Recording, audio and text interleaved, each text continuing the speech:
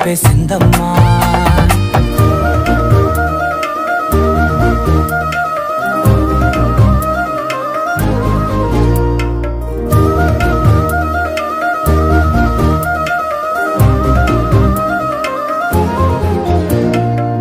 ఏకాంతాలన్నీ ఏకాంతం లేక ఏకరువే పెట్టాయే ఏకంగా సంతోషాలన్నీ